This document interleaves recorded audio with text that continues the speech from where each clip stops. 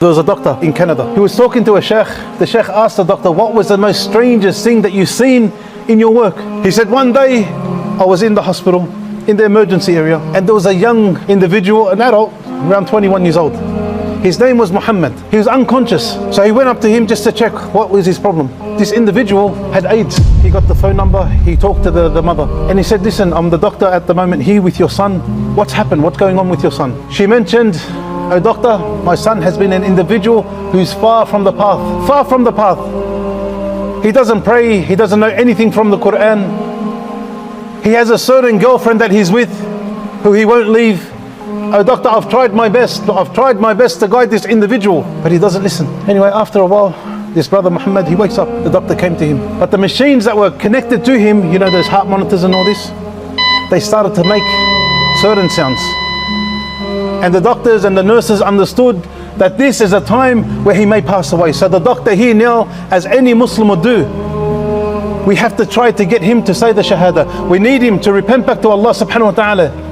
Before he passes, he gets on the phone and he says, listen, you better get here because your son's in a very, very bad state. You need to come to the hospital now. She said, I'll do my best.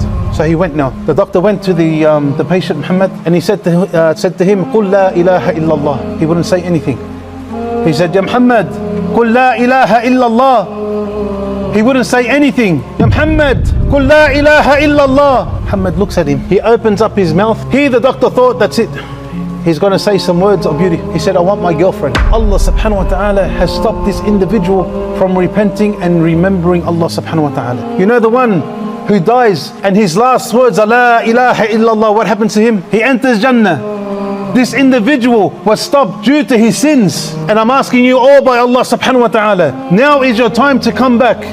Before you're on your deathbed, before Allah subhanahu wa ta'ala sends down Malik al-Maut to take your soul. So this individual Muhammad comes and he passes away. His mother made it and she said, Ya Doctor, Wallah, he was a good kid, but he wanted to go to Hajj when he became older. And ya youth, all the young brothers that are here and the young sisters that are inside, you always think, you know what, I'm too young.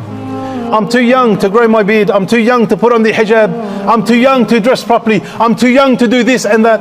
Wallahi, you're not too young.